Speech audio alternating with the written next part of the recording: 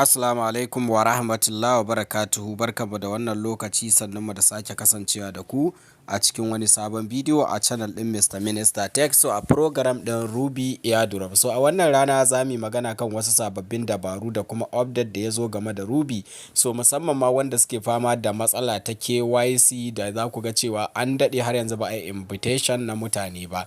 So ba a sami invite ba daga Rubi. Kamar na faɗa muku, shi Rubi dama invitation code ne da suke badawa, ko kuma su ne suke gayyatar mutum zuwa da KYC. So a yan uwa, idan za ka fara zuwa a channel ɗin Mr. Minister Tech, so a danna alamar subscribe, a danna alamar ƙaraurawa. So bidiyon na da matukar muhimmanci a tsaya a kalle shi wato from A to Z. So kada ku skipping na kowane bangare na wannan bidiyo domin zai amfana. So before mu shiga dai cikin bidiyon gadan-gadan, idan yanzu ka fara zuwa ba kai subscribe ba, ka danna subscribe gashi nan a ƙasa. So ka danna alamar like, ka kunna wannan ƙaraurawar, sai kuma ka taɓa ma bidiyon like. So da farko a yau zan yi magana ne game da wata sabuwar dabara da update da ya zo game da yadda mutum wato Rubi za su gayyaci mutum su bashi KYC. So wannan sirrin insha Allah ina tabbacin wato zai mana aiki kwarai da gaske. So in ba ku manta ba dai Rubi, so da farko inda ake wato visiting din shi, ko kuma yadda za ku duba cewa kun zama eligible ko ba ku zama wasu, za ku zo ku duba wato mai wato za ku zo ku zo kan wato physical user verification.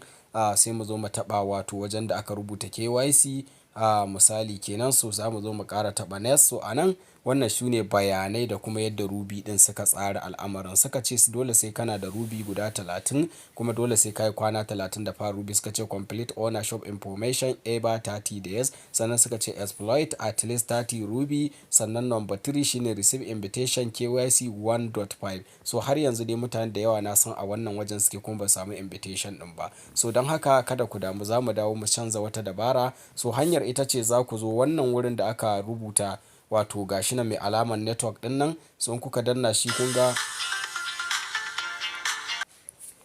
so idan kuka zo daga nan ƙasa ku lura da kyau.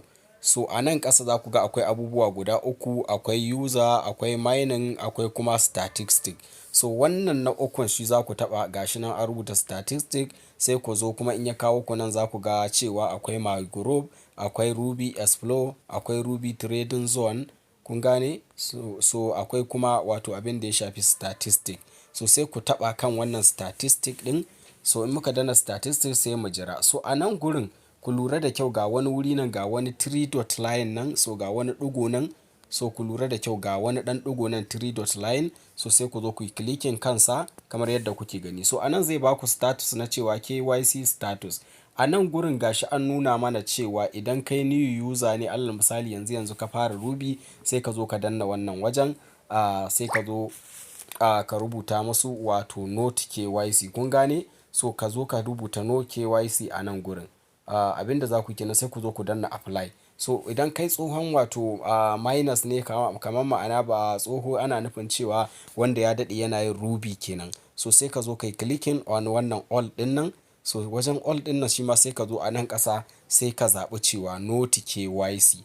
Nan kuma yana nufin have already KYC, wai ka riga ka yi KYC ko ba kai ba. So sai mu zo mu danna nan not KYC.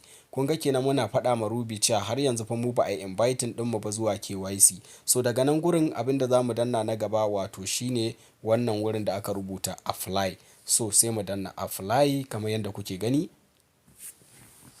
So za mu danna apply, za kuma mu jira cewa wancan apply ɗin ya shiga akan Rubi. Sannan kuma abu mai mahimmanci, so mu ci gaba da yin Rubi, mu ci gaba da dannawa a kowane lokaci. So a yanzu kamar yadda kuke gani, mun riga mun tura ma Rubi apply ɗin cewa mu har yanzu ba a gayyace mu ba, kuma ba a mana KYC ba. Nan kuma wajen user verify ne. So idan suka yi inviting zai zama haka, zai nuna mana go to KYC. Kun gane? So amma yanzu ba su inviting ɗin ba tukun, yanzu mun tura masu request ne na cewa mu fa har yanzu ba a ba mu KYC ba. So don haka Rubi din idan lokaci yayi da za su ba mu KYC, so za su zo su tabbatar da cewa muna cikin mutanen da za a yi inviting. Kun gani yanzu gashi abin da muka zo muka yi apply, gashi old member, sannan muka ce mu a not KYC. So sai muka zo muka taɓa apply. So kun ga yanzu za mu jira su insha Allah, nan da wasu 'yan kwanakai muna tsammanin wato Rubi za su yi inviting ɗin mu to the KYC slot insha Allah. So kada a manta a danna ma bidiyon alamar like, a kuma sharing, a subscribing. So na gode,